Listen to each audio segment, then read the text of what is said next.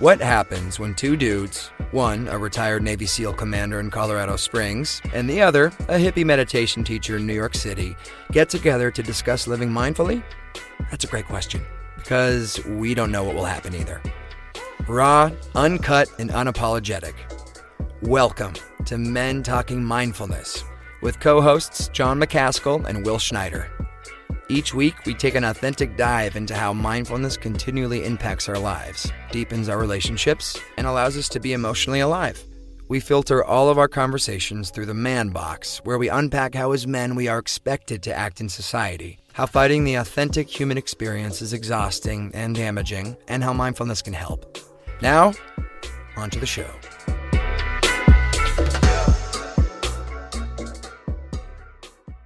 Hey everyone, here we are, another episode of Men Talking Mindfulness. John McCaskill here in Colorado Springs with my brother from another mother, Will Schneider, there in New York City. Today we're going to be having a great show. We've got tons of stuff going on. We're going to start with some announcements, but prior to that, just want to intro real quick. We've got Errol Doebler. Errol is a former Navy SEAL, former FBI agent and SWAT operator. We'll be going more into that here shortly, into his awesome background and what he's doing now with leadership and cold weather exposure, cold water immersion, everything about all that. If you're watching now or listening later on the podcast format, hey, do us a favor. Do a quick screenshot and share this on social media. Tag us. Help us to spread the word about the show and what it is we're doing. And the last thing before we bring Errol up, Will, I know we've got some big announcements that we want to share. Yeah, you're right, John. Hey, welcome everybody to the show. This is episode 7 of season 3. And we do have a lot of exciting announcements. First one, we have our first merch offering, John. It's going to be pre-order that is live right now. We'll drop that link into the feed. And we have hoodies and charcoal hoodies and charcoal like soft cotton t-shirts, men and women sizes that you can order right now. Note, Our sale runs until September 6th, end of day, September 6th. And then product is not going to ship until like 2 to 3 weeks after. So we appreciate you practicing patience, right, which is a mindfulness practice, while you wait for this exciting merchandise that we have offering, right? So there they are right there on the screen. And the link is in right there. Boom, get your MTM merch. Also, we hit 10,000 downloads, John, as of today. So congrats to everybody for making that happen. That is really, really very exciting. And also, I'm really excited, and John is too, and MTM, it's nice to talk about the practices of mindfulness and kind of in an academic and a theoretical way and develop this conversation. But now we have an opportunity to actually practice mindfulness. We have a new partnership with Movement RX, right? It's right there, boom, with Dr. T from Movement RX and her team, as well as John and I from Men Talking Mindfulness. And we're going to be doing, we're starting, when does this start? September 15th is when this movement 21-day movement and mindfulness challenge starts. We also have intro webinars. So mark your calendar on September 2nd and September 9th that you can participate in to learn more about the program. So thank you so much. We have links in the feed right here. And I think that's all I have to announce, John. Anything am I missing? No, I think that's it. So let's go ahead and bring Errol up on the stage into the show. Errol Doebler. Errol, how are you, man? What's up, boys? Congratulations on the partnerships. That sounds exciting. And I will be ordering my MTM gear for sure. Heck yeah, man. Thank you. We should have sent you some out so you could have represented before the show, but next time. If you got to get more organized, I'm not sure what I can say to help you, but I hope you learned something from me today, Errol. That's right. So we'll swap some gear. Yeah, there you go. Perfect, man. Hey, so by way of introduction, I just want to run through your bio very briefly, Errol. So I touched on this before. Errol is a former Navy SEAL platoon commander, former FBI special agent and SWAT operator, combat veteran, certified Wim Hof breathing instructor, current founder of his own leadership consulting firm, Leader 193, and the author of The Process, Art, and Science of Leadership. And the book is all about how leaders inspire confidence and clarity in combat, in the boardroom, and at the kitchen table. I love that. So before we get too much into that, I just want to I want to read an excerpt from the book. It says, "The science of being in the moment," which we're all about here on Men Talking Mindfulness. You don't have to be a hippie. As we've discussed, awareness and recognition are skills. We've discussed practicing the art of awareness and recognition through cold exposure and the science behind the emotional and cultural aspects of awareness and recognition, all of which we're going to get into in today's show. What we need to touch on now is the skill that allows you to practice the skills of awareness and recognition, being in the moment. In the West, the notion of being in the moment has long been associated with woo-woo hippie propaganda, monks, weirdos, and other human outliers who spend their time sitting around not contributing to society and too afraid or lazy to join the daily grind, better known as the rat race. This notion is the very reason why I include so much science in the process of leadership. It allows the cynics to see the importance of being in the present moment without feeling like they're being manipulated into a cult.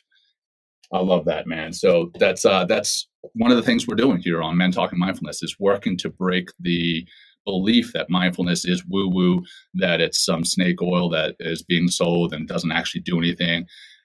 So excited, Errol, have you on the show, and we really have no idea where this is going to go, because there's so many different ways it could go, with your background in the SEALs, your background in the FBI, your background with Wim Hof, your leadership.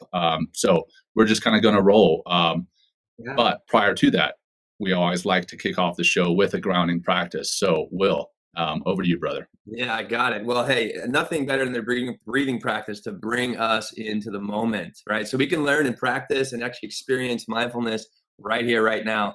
So we're just going to do a simple breathing technique. We're going to inhale for 5 seconds, exhale for 5 seconds. We're going to do it for 5 rounds. So even if you're driving or in a grocery store, like I always say, or if you're sitting at your desk, maybe take your shoes off, ground yourself a little bit deeper, get both feet on the floor, or close the eyes if that's comfortable for you and you're not, going to injure yourself or anybody else by closing your eyes.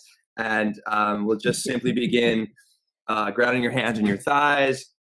Keep your chest open so you can lift your back off the chair.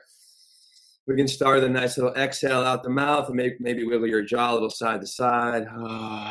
And just get relaxed and nice and easy. And here we go. Begin with an inhale for 5 seconds. 4, 3, 2, 1. And exhale through the nose, nice and smooth all the way out for 5, 4. Nice and smooth from beginning to end. We got a few more. Inhale for 5. Try to fill the entire torso with breath. 3, 2, 1. Exhale. 5, 4, 3. Easy out. Good. Inhale again. Big breath. Really work for that smooth exhale for 5. A couple more rounds. Inhale. 5.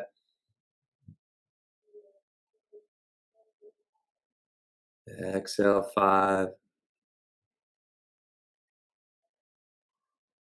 Last one. In 5.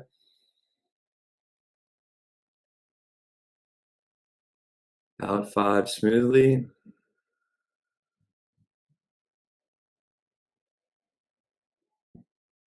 Good. Resume a nice normal breath.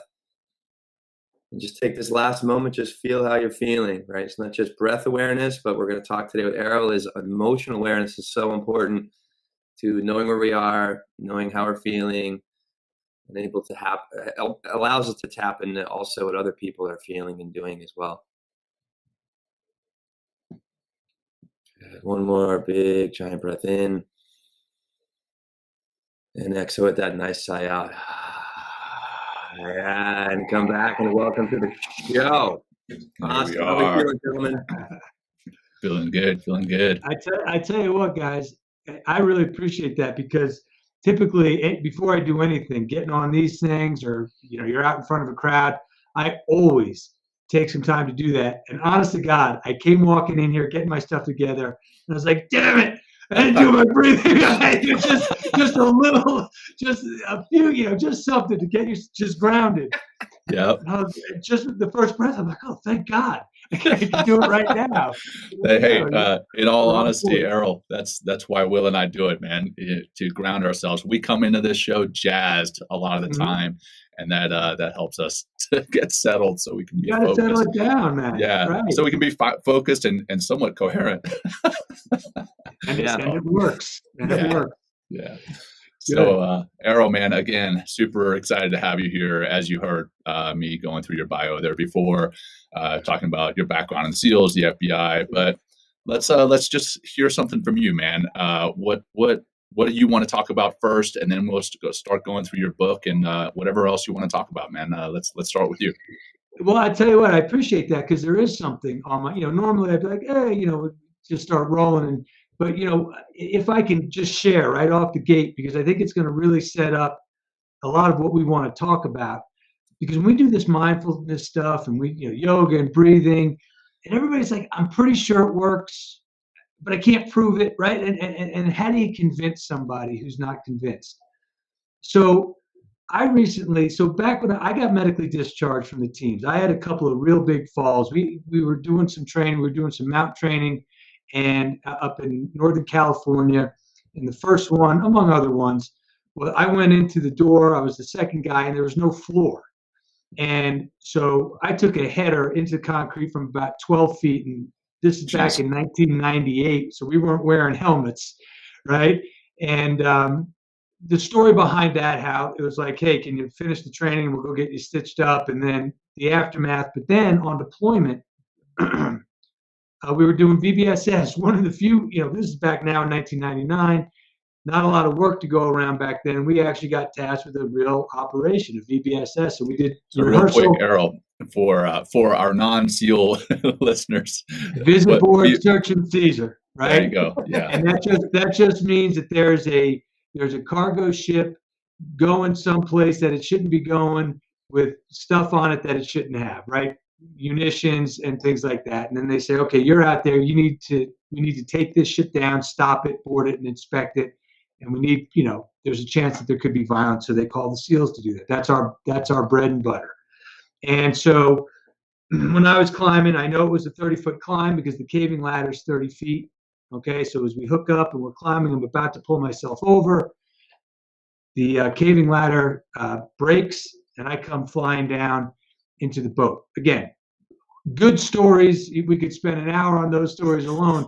But the point is, I had some pretty serious blunt force trauma, along with some other things, got medically discharged. Back then, they're kind of like, hey, you look okay, but we're going to send you on your way. So off you go. So I spend the next 20 years with this brain injury that I don't know about. And so fast forward, I meet this guy, Dr. John Hughes, meet him randomly at literally a cocktail party. And he's talking about, he's a specialist in TBI and how he's developed this protocol. It's non-pharmaceutical, blah, blah, blah. I share my story with him just to make conversation. He asked me to come in for a brain scan. Okay. I promise I'm getting somewhere on our thing, guys. So if I'm going already too much. All good. So it's not a CT and it's not an MRI. It's something called a WABI scan, which has been around a while, but a WABI scan does a unique scan of the brain. He punches out the results, which come out immediately. And he goes, okay, you see this blue area in your brain? And I say, yeah, because there's a lot. Because that's the area of your brain that's responsible for processing emotions. I said, okay. He goes, the blue indicates that it's dormant. It doesn't work. And I was like, huh, right? And I'm thinking, so he says, and we had a conversation. He goes, well, this explains your challenge that you explained to me for the last 20 years with your struggle to process emotions and kind of deal with some things in really a normal way. So I could have stopped there. I was like, okay, it's not just me. There's a reason I got injured. And he goes, well, that's not the end of the story, though. He goes, do you see these two sine curves in perfect sync? I said, yeah. He goes, that's your heart wave and your brain wave in perfect sync. I go, cool. He goes, that's only we see that in people who are in meditative practices, right? And Oh, so wow. he knew, I explained to him about Wim Hof, and he goes, so yeah, all of your stuff with Wim Hof and the breathing and the cold exposure, that explains that. And I said, all right, cool. Hey, there's something, a little science to say it works a little bit. He goes, we're not done. Because you see this red area in your brain. I said, yes. He goes, that indicates that your brain is in the alpha state. The alpha state is the perfect state for the brain to be in. It means it's relaxed and calm, yet attentive and ready to act. I was like, okay, I'm awesome. He goes, all right. He's like, you're not putting it together. I said, I know, I get it. I understand. He goes, no. He goes, brainwave and heart wave in perfect sync. Brain in alpha state is completely inconsistent with your inability to properly process emotions. He said, Errol, your brain, the way it looks now with that blue, you should be a statistic. At the very least, your life should be in a very, very dark place based on that part of it. He goes, the work you've done on yourself, your meditative practice, your breathing, your awareness of emotions and how you act on those emotions, your leadership process that you developed has literally saved your life. Wow. And so then the next part was, now let me take you to the next thing. And that's a whole nother story. I started his natural non-pharmaceutical protocol. We took a brain scan like a month later, right? And the blue was almost gone. Okay, so that means the brain is coming back to life. Areas in the brain, he's like, okay, you see in the first scan, this is only like 5 megahertz of energy. And on this scan, the second scan, it's 30, right? It was unbelievable. The point for us, though, is he literally said, based on what he had seen, the mindfulness practices saved my life, and there's the science to prove it. So I thought you guys would enjoy that because it's validation, right? It's no longer, oh, I feel this way, tell me how you feel. Come on, trust me, it works. No.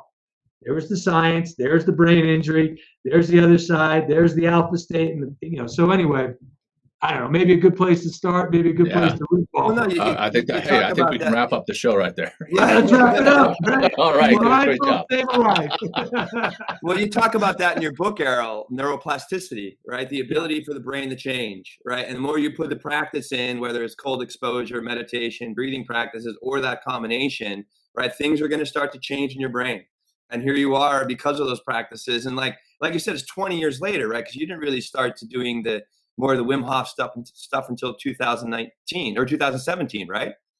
So this is relatively new for you, right? So yes and no. So it's kind of a combination. So after I left the teams, right? So I was on with Mark Devine, who was a great guy. I don't know if you know him, John. Yeah, sure do. Great guy. And we were going through the story of the injuries.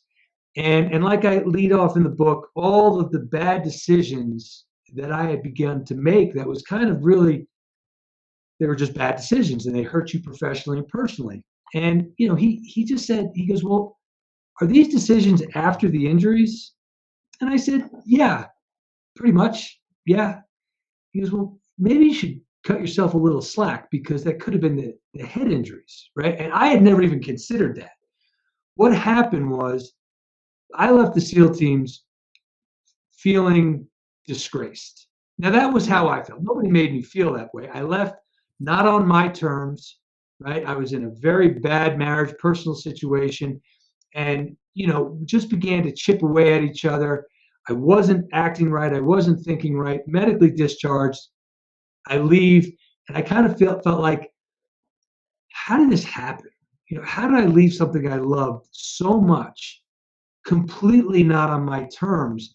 And how is it that I was making some of these bad decisions, yet at the same time, I was making really good decisions, right? Good decisions where people say, wow, you're as good as we've seen at this thing. But yet sometimes you do this stuff.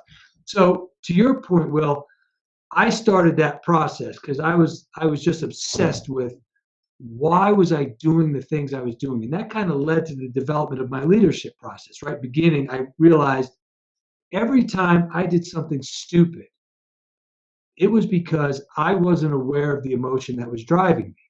Oh, wow. Every time I did something really good, I was 100% aware of the emotion that was driving me. So oddly enough, it was in operational settings, John, where I was making really good decisions, because that just innate ability to go, oh shit, what's happening right now? Okay, I'm a little scared. Acknowledging it, let me just chill out, make some decisions, right? And so that mindfulness, really, I just developed it along the way, and then that's how I kind of got my process. And then when I started doing Wim Hof, okay, my wife, literally, after a week of me doing the practice, she's like, I'm not sure what this thing you're doing is, but you're never allowed to stop. And I was like, well, why? That's science right there. Yeah, that's all that matters. Forget the brain scans. When your wife says, that's it. Right? Amen. You're good. Amen. So she was like, look, the stress is still there. We had left the FBI. We were working without a net, man, right? Our business, we had the kids. And she was, look, the stress is still here. And you're always very aware of what your emotion is. And we see you trying to keep it under control. But there's always that bubbling up, that inner bubbling up. And she goes, you just seem calmer, right? You just seem like you're handling it better. So that was the Wim Hof and the breathe. That took it to the next level. And then that story I led with kind of put it all together. It was like, okay, this validates everything. This validates the process, beginning with emotions and what drives those actions, right? Because that's all I was about for 20 years. Focused on my emotion, the action it was going to drive, and just be conscious of the decision. Because if you're not, you're going to make another stupid decision, right? So you talk about that a good bit in the book. Specifically, you talk about when you were going through free fall training. Right. For those who don't know what that is, that's the parachute training. And you talked about your unacknowledged emotions and how that had potentially deadly consequences for you, and how they could have potentially deadly consequences for others. And I love that you delved into that, and then that you were able to take a step back and think about those emotions. And you talk quite a lot about that as well. The metacognition, your feelings about your feelings, your thoughts about your thoughts, your emotions about your emotions. Yep. And you'll see where I'm going here in a second. The cold exposure that you talk about, the ice baths or the cold showers. We'll get into Wim Hof a little bit more here shortly, but just talking about cold exposure. Can you talk about what happens to your body and your mind? So what's happening physiologically and then psychologically with getting into those showers or those ice baths, or before getting into those? You talk quite a bit about that in the book as well. Yeah. So let's just start with the basic stuff physiologically, right? Because especially now, where we are today with people just flipping out over COVID and things like that. And again, so anything I say that sounds like, well, that's a stretch. It's backed up by Wim Hof's science. That's all on his website. So I'm not going to say anything and speculate. If I say something, I'll be able to say, all right, let's go to the science that, blah, blah, blah. So anyway, physiologically, right? When you get into an ice bath, what happens? Everything tightens up, right? Your veins tighten up. All your internal organs, your physiology, all starts reacting in a certain way, okay?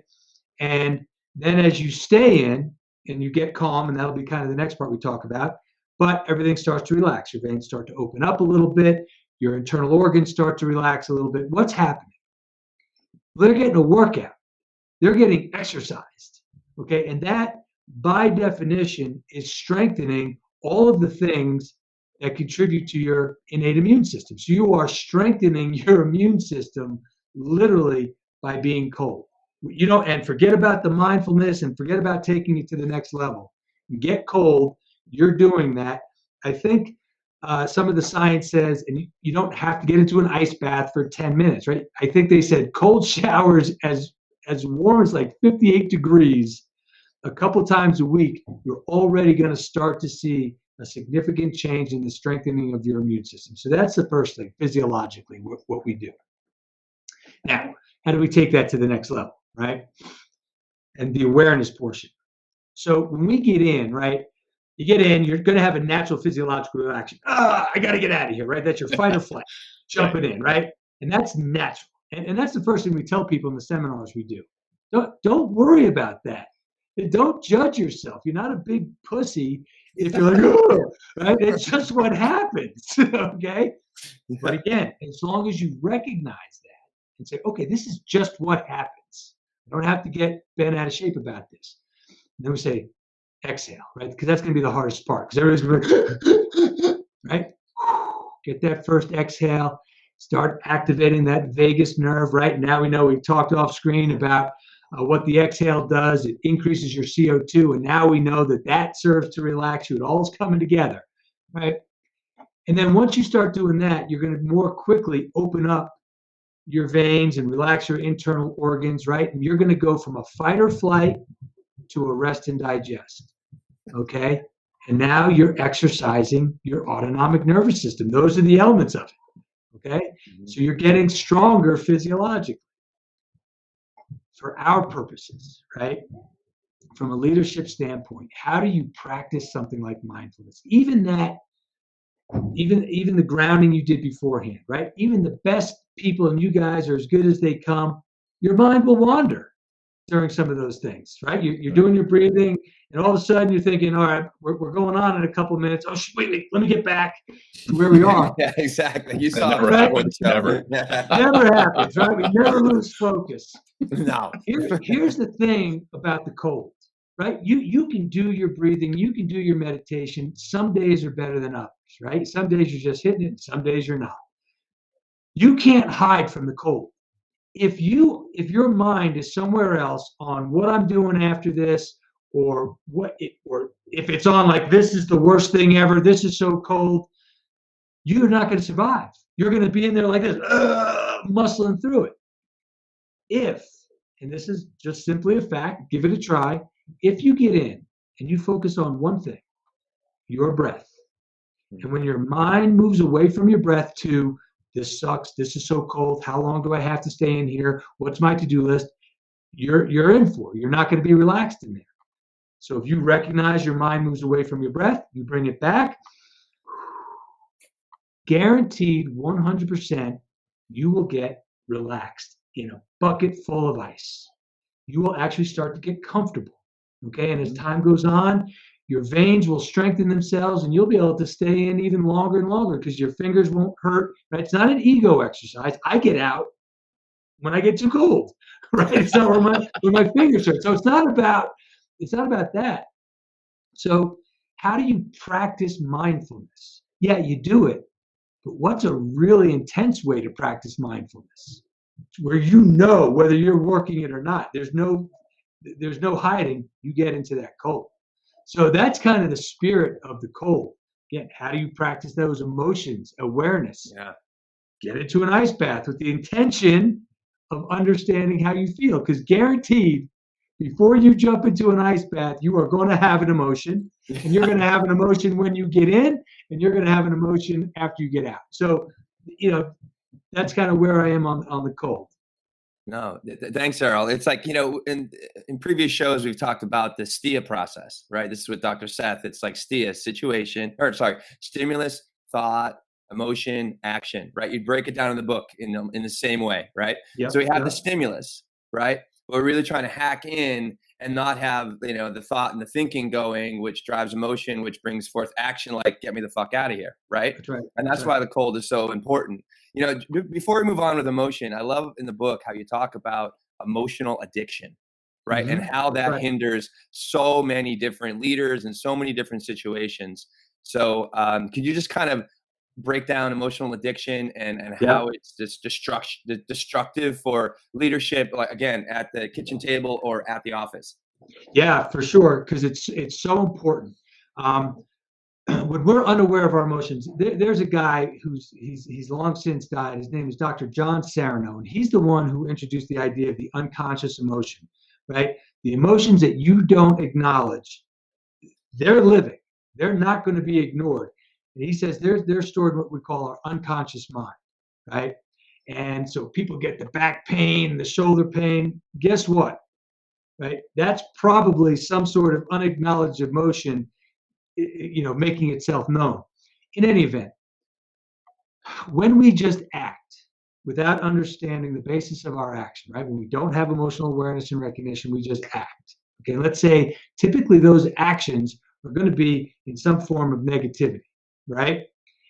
And we act that way, and then all of a sudden that becomes where our brain begins to wire, right? So Jon says something and I go, God, can you believe what he just said? I'm so mad at him. Now I'm doing that, right? Now I'm mad.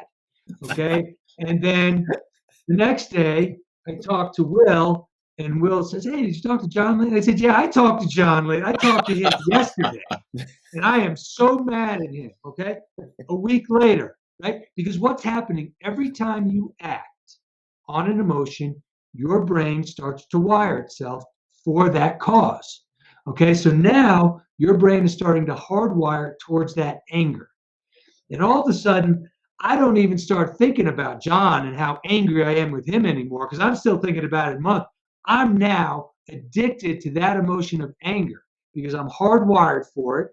Your body sends a chemical to your body, your brain sends a chemical to your body that says, oh, where's that anger? I need some of that anger. Fill me up here.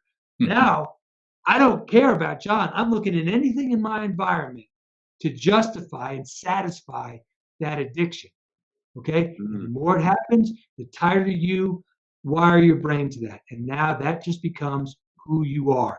And if you think about it now, you are predicting what's going to happen in your future based on what happened in the past.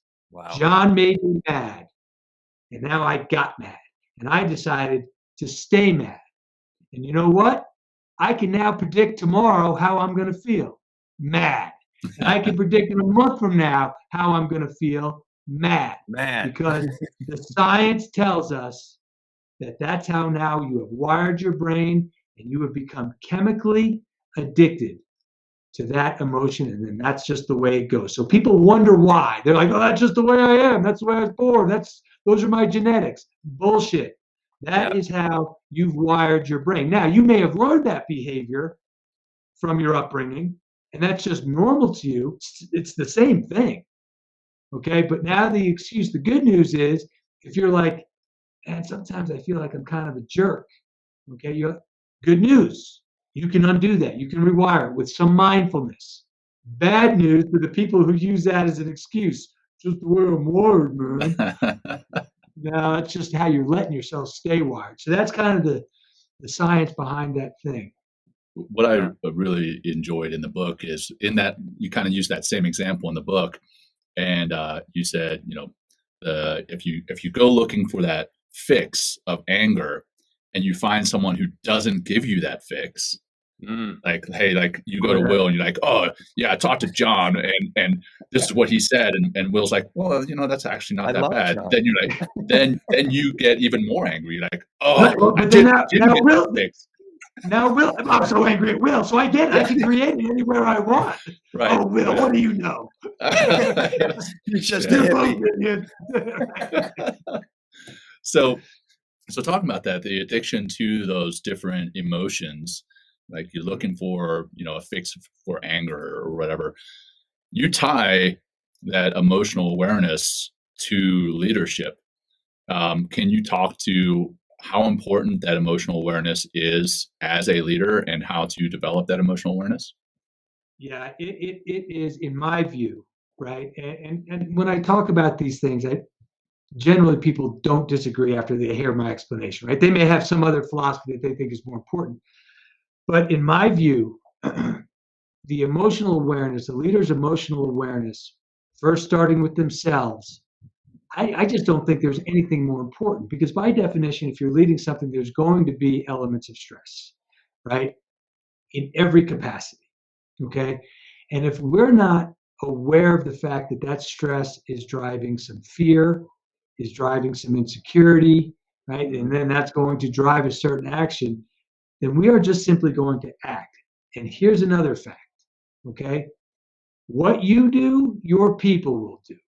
You can think all you want that that's not true. And even if you're a follower of somebody, to a degree, and I've seen it 1,000 times, if you are being led by a big jerk, there's going to be times where you emulate that because you're feeling lazy and you're feeling like, well, you know what? Everybody else is acting that way and I'm going to do it today. Right? It's going to happen. Okay. Right. Now, if you have that in yourself, you are setting, again, it's all cliche, but it's cliche for a reason because it's real. You are setting the proper behavioral environment. Okay. People are looking to you and saying, this guy or girl, they always just seem to be in tune to how they're feeling now. And I think, Will, you mentioned it in the beginning. Once we do that for ourselves, we become acutely in tune to what everybody else is feeling. Oh. And once we do that, that's when we can really start leading, right? Because we now have an awareness. So again, I'm leading, right? And all of a sudden, Jon on this day flies off the handle, right? He says something totally out of character. Maybe he tells me to go pack sand and stick it in my ear. Instead of... It's a nice way to say that, Errol. Very nice. Very well done. I already threw one F-bomb out there. I think. And the P word. That's new to the show, the P word. Good one. Okay. You guys said keep We're it real. raw, uncut, and unapologetic. You said it, not me. Where was I? I don't even know what I'm talking about. I'm sorry. You're talking about. All right. Yeah, So Jon does something that's totally out of character. If I'm not aware of these things as a leader, right, I'm probably going to focus on that action. Hey, don't talk to me like that, Jon. That's not, instead, when I'm aware of these emotions, right, I can say, that's not like Jon. Something else is going on. I wonder what he's feeling that would drive him to act that way. And now I can ask a real question. Hey, Jon, come here, man. Are you okay? Is everything okay? Don't worry. Oh, I'm sorry. No, forget about that. Don't worry about what you said. I'm more concerned with why you said it. Are you okay? Is there anything? Now, in true fashion, most people are going to go, no, everything's fine. I'm just sorry. Okay. But they know that you just asked the real question. They know that you just said, I care about you as an individual. Okay, and I'm going to let this thing slide for now. Look, you can't keep doing that. You can't keep calling me an a-hole in front of everybody. And eventually, they're going to come to you and say, you know what, man, I'm sorry. Everything's not okay. And then my friend is sick, my mom, whatever it is. Hey, okay, cool. Now we can start making real leadership adjustments. Why don't you go home? Right? Go home. Or take a couple of days, whatever it is. We're not dealing with that nonsense because Jon said something mean to me. So anyway, in my view, that's the importance of emotional awareness. You're setting the example from within and you start recognizing it on the outside, then you can start really making good leadership decisions and having good discussions with people. Yeah, but also seeing yourself as a human being, as a flawed human being, and like having an emotional life and understanding that we, at our core, we're emotional beings, and having the awareness and doing the practices to become more aware of ourselves emotionally. Now we begin to see other people as human beings, right? Which is so incredibly important. It's not about the bottom line. It's like, how do we get there as a group on this mission in order to achieve a goal? Right. And I love, Errol, I get a little hives here just by saying, hey, stopping and be like, how you doing? Right. Just kind of puts everything, all like the deadlines and stuff like that, just away on the shelf in order to be here one-on-one with another person. And it's like, and just by acknowledging or even asking that question, you'll see that person that works for you, like begin to respond to you in a different way. So just 100%. Like, thank you so much for bringing that up. That's really important. And Jon, go ahead. Yeah, I'm sorry. No, you go for it, man. You're the guest, brother. Well, but I was gonna say, when we talk about the SEAL teams, right, and all of these things, and everybody's got a different definition of how the SEALs acted, right? But what I tell people is, if I say the 3 things that I think the SEALs do and how they behave, they may be different from what Jon says, but he'll listen to me and go, yeah, no, he's accurate. But I like mine better. And one of the things I say about the SEAL teams is they operated unemotionally and methodically. And what do we mean by that? It doesn't mean that we don't have emotion. As a matter of fact, the SEALs that when I was in the teams, right, they're the most emotional people, right? And they're the most fun people. But when it came down to business, right, they said, okay, time to put that stuff aside. It's time to start making the plan, making the contingencies, and all of that emotion stuff needs to be put to the side. Okay. Now, did we say that?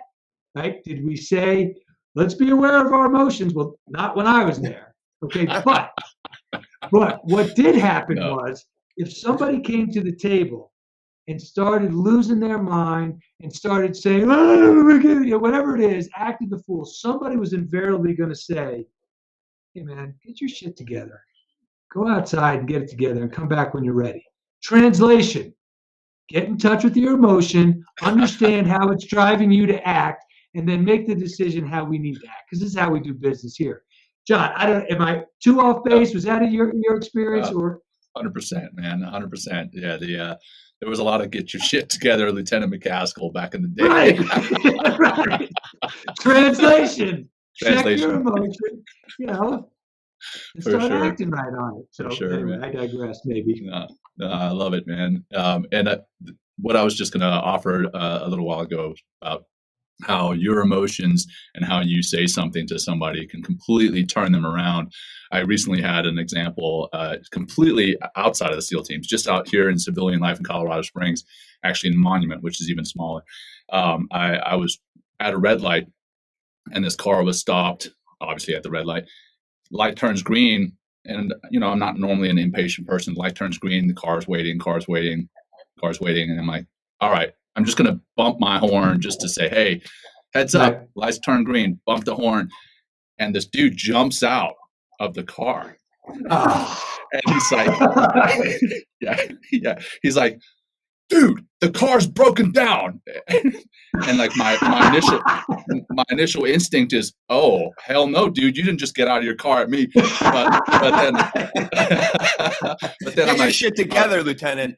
Right. But then I'm like, all right, let me just take stock. All right, take a breath. So I pull up next to him. I'm like, hey man, I'm sorry, I didn't realize the car was broken down. Do you need any help?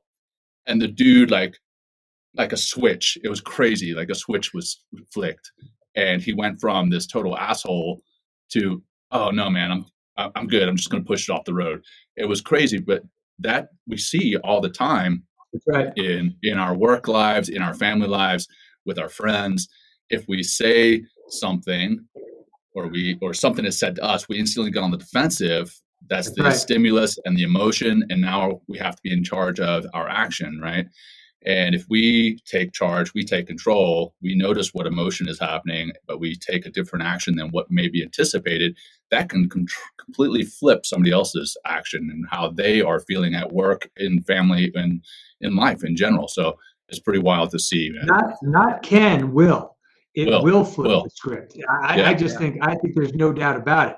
I was, and we talk about it, right? How are you now conditioning your brain? What are you becoming emotionally addicted to? Are you becoming emotionally addicted to every time somebody says something to disrespect you, you're like, F you, I'm not doing it right, I'm standing up. Look, it's the same thing, right? That is now you're going to always be looking for something in your environment to challenge somebody. You've just insulted me, right? I did a little, man, and it comes and goes. Look, it's not perfect.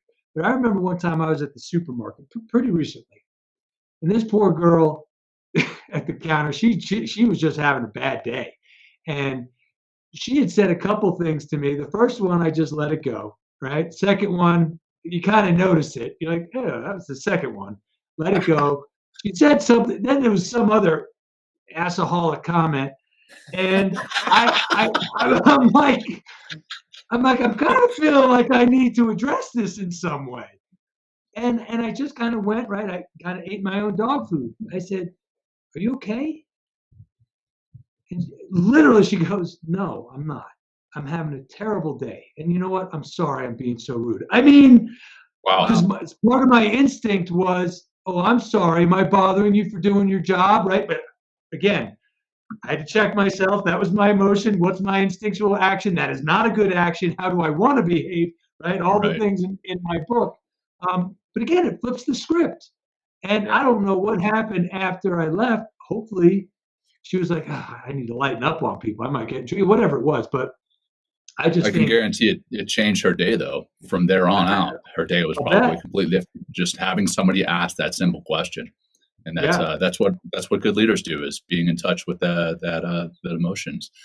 And that's actually Will and I talked on several episodes about leaders versus bosses, and what the difference is there. And a lot of the time, the bosses are kind of like cracking that whip, trying to reach the bottom line, whereas the leaders are part of that team and are asking those important questions so that they know where their people are, having that compassion for the people in their team. It's a powerful tool to have. Again, back to our original, how we got on this, can we talk about the importance of that emotional awareness and recognition and understanding the action some of those intuitively drive? I talk very candidly in my book about, to your point, I guess, bosses, right? The FBI. Oh my God, Look, Tim. And Tim. Quote unquote, Tim. His name actually might have been Tim. No, I'm just kidding. But, it was disheartening. And to see it on such a large level, and I make the distinction again between two pretty interesting organizations to be a part of, the teams and the FBI. And I'm always clear, some of the best leaders I met were in the FBI. If I've got to grab 5 people and go get after it, off the top of my head, 3 of them are going to be FBI agents, and the other 2 are going to be other guys that I serve with in the teams or whatever. But that said, the overriding culture was that of, to use your language, bosses, not leaders. And it was just bent in insecurity.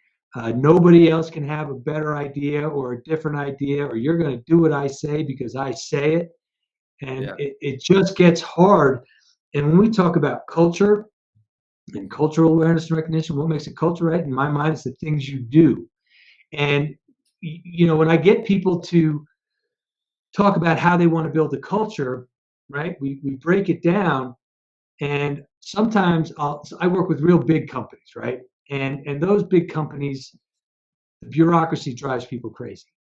And this is where I start to toe the line a little bit. I'm like, look, this is what the company does. You can't change it. It's too big, right? This is the bureaucracy. It's always been this way. And these things are part of its culture. If you can't live with it, you've got some decisions to make, because that means you are not a cultural fit. Okay? If you can't dismiss some of the things that drive you crazy and focus on some of the more positive things, you've got to make a decision, because now you're just going to sit there and be miserable and hardwire yourself to that. Fortunately, I don't have people go, you know what, you're right, I'm going to quit. And then the guy who hires me is like, what did you just They just told me. But the point is, it's destructive. And it can be destructive. And you're going to start losing people if you do the boss route and not the leader route. Yeah, no doubt. So just in kind of the interest of time here, because I know you're up against a hard stop, Errol, here shortly. But I want to ask just a few more questions, and then we'll get into our closing grounding practice. Yep. But you talk about, obviously, the name of your book is The Process, Art, and Science of Leadership. You talk a lot about that in the corporate world. You talk about that in the SEAL teams. You talk about that in the FBI. You also mention how you apply that in your family. And I know a lot of the people that watch and listen are family people. How do you apply the process, art, and leadership, or science of leadership in your family? The exact same way. And what, look, when I wrote the book, I intended it to be very academic, right? And then I realized I've got to throw in a couple of stories, right, to bring my point home and make it a little entertaining.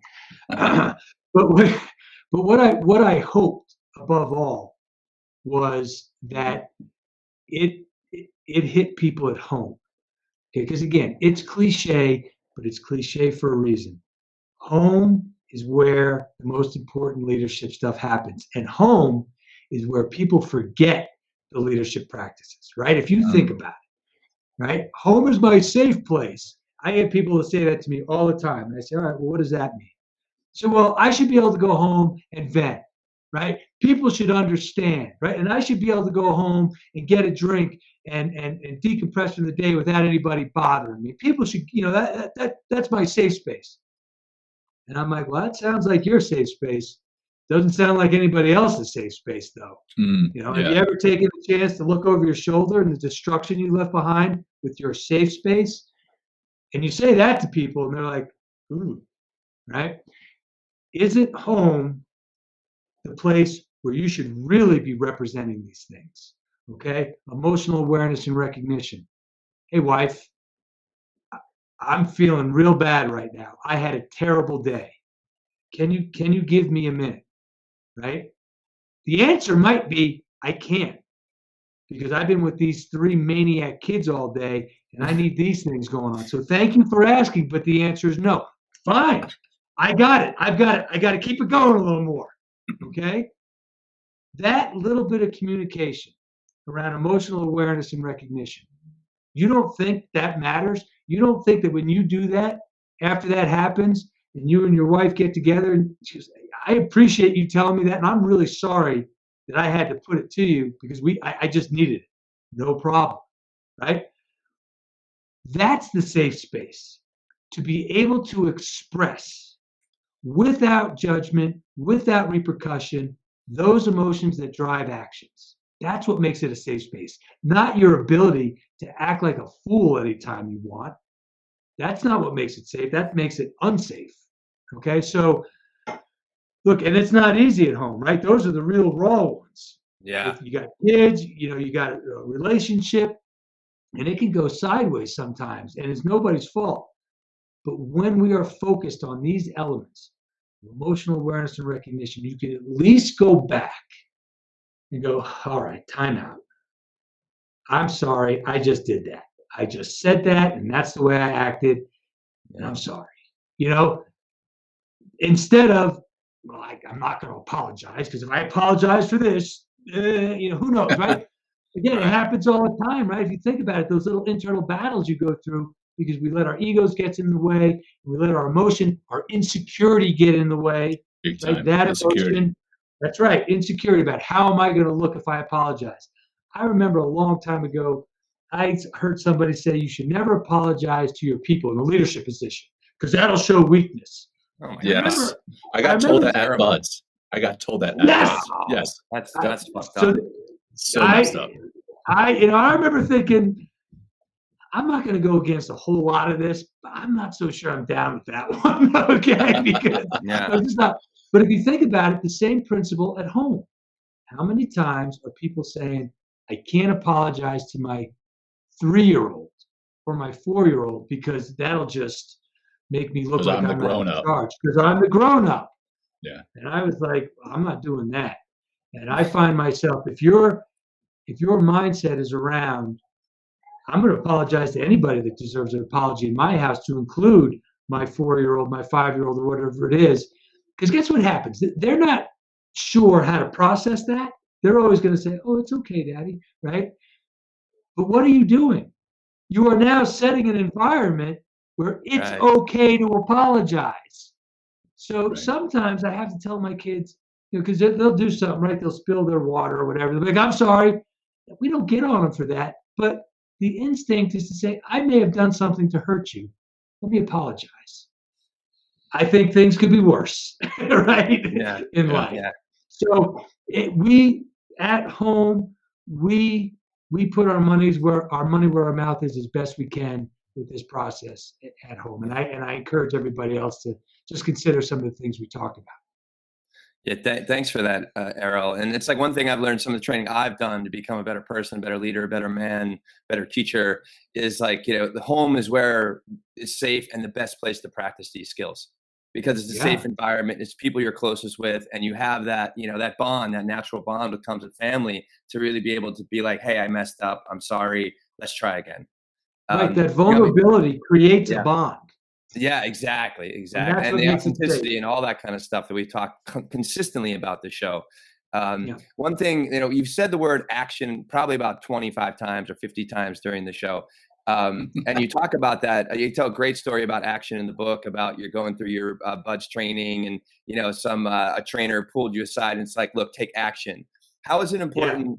How important is at home or in the workplace that taking swift action is, and like where does non-action kind of leave us as well? We only have a few minutes, but I wonder if you can kind of give us a nice little nugget on that. Yeah, I can take a quick 15 minutes on that one. So we'll check out the book for the 15-minute episode. But we'll have you back, Errol. We can talk about action all day. But it's an important question, and here's why. Because what we've talked about a lot is this awareness and mindfulness and understanding. At some point, an action needs to happen, right? You have to do an action, because that is what is going to begin that true hardwiring of the brain. So action is essential to the back end of all of this work we do up front, right? I'm feeling this way. It's going to drive me to do this thing I don't want to do. I've decided I want to behave in this way. Now it's time to behave in that way, okay? The recognition of these things will start the rewiring of the brain. The action will accelerate that rewiring of the brain. So in that nutshell, that's the importance of action. Yeah. Right. Whereas like if we don't take action, like then what happens? What are we left with if we're like, somebody at work tells you to fuck off or something like that, or like probably a bad example, but you know what I mean? And you don't kind of respond in that situation. Like where are we left with inaction? Well, inaction is a form of action, right? To a degree. Yes. So that means you have you've sat there stuck, right? Now, it depends on what's going on internally. Your inaction to an outward person could look like inaction. But if internally you're acting saying, no, my action is just going to sit here and ignore that person or keep a straight face, cool, that is an action. As long as you've decided what that's going to be and executed it, right? So again, but if your inaction is just blank, it's like, oh, I don't know what to do or what to say or what to think, and you don't go back to the beginning of the process, go, okay, wait, that makes me feel very angry. That makes me feel very insecure. And now how am I acting? I'm freezing up. That's not how I want to be. I want to do something. Let me just get up and walk away. You're conscious. You're making conscious decisions. And because you're making conscious decisions based on a process, you can then evaluate the result and say, okay, I didn't like that result. What are the things I did? I recognized the emotion. I decided to get up and walk away. Oh, and that got me fired. Okay, maybe I ought to rethink that next time. Maybe I should just sit there stone-faced, right? Whatever. Right. You get to at least make an evaluation as to be like, how'd that go so bad? How many times have we done that? Like, boy, that went sideways fast. How did that happen? Anybody have a clue? A thought process allows you to go back and evaluate what drove that initial action. Yeah.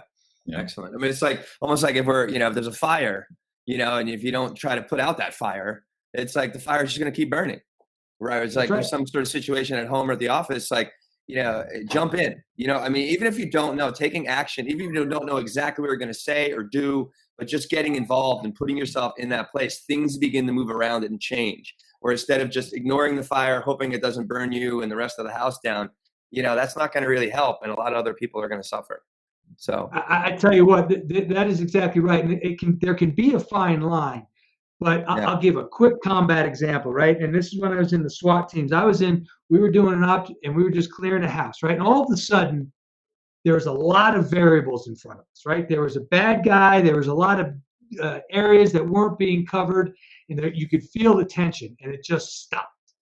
And I kind of came in the room following up the rear, and you sense it, and I just yelled, do something, snapping everybody out of it and moving, right? And to your point, then good things started happening, right? Then training kicked in back again, right? Yeah. And everybody's like, okay, right? It was just caught. So the idea of action it's essential. You eventually have to make a decision to do something. Yeah. Wow. Thank you for that. It's beautiful.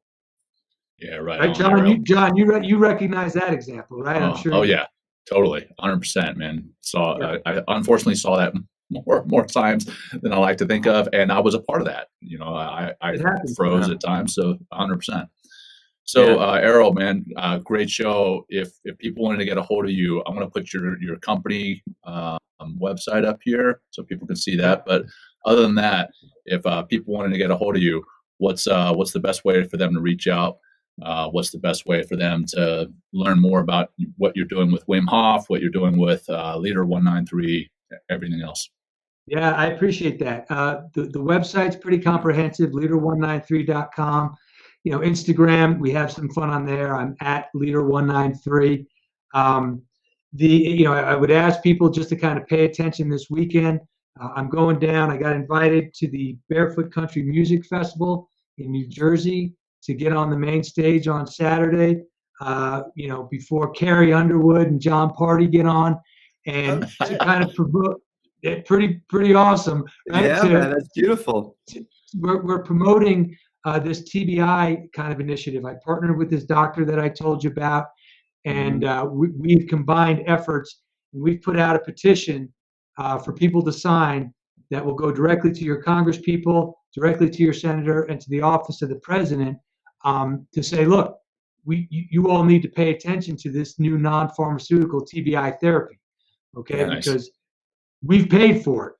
Okay, you government have the money. Now start using those funds correctly. So I would ask people on my website, there's my journey with TBIs on there. There's a petition. If you could do that, and if maybe pay attention a little bit this weekend on Instagram, we're going to be kind of promoting that at the music festival. So those are the places. Thanks, guys. I appreciate it. And if anyone out there doesn't know what TBI is, it stands for traumatic brain injury, right?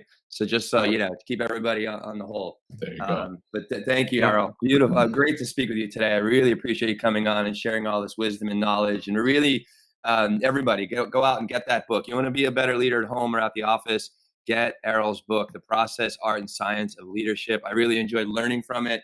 I've got a lot out of it, listening to the book and taking notes, and also reflecting on areas of my life where I could have done things a little bit better based on your process. So great to have you on, Errol. Thank you so much for joining us. And let me express my appreciation to both you and John, A, for inviting me on, but B, for really preparing and clearly reading the book. Trust me, I've been on a couple of these where that hasn't happened, and it's like, come on, what are we doing? So guys, I appreciate it, and it just made for I think a really great conversation. So thank you. I appreciate it. Keep up the great work. I love what you're doing. Thanks, brother. So that said, again, I know you've got a timeline, so we'll just run a quick grounding practice and then we'll wrap up the show, brother. And once I hit stop and plays through that last little scene, hang tight for 1 minute and then we'll all right. So that said, let's get comfortable again in what is safe for you. If closing your eyes is safe and comfortable, go ahead and do that. And then based on the conversation that we had today, we talked a lot about emotions. So let's just take stock in what emotions you may be feeling in your life right now. Take stock in what may be causing you pain, heartache, stress, anxiety. Don't judge anything, but just notice it and be aware of that emotion. And by being aware of that, perhaps we can process it later. You can talk to somebody. Think about taking that emotion and talking to someone about it, or letting them know that is why you're outwardly expressing yourself in a certain way. Just be aware of that. Give yourself 10 seconds of just complete silence with that emotion.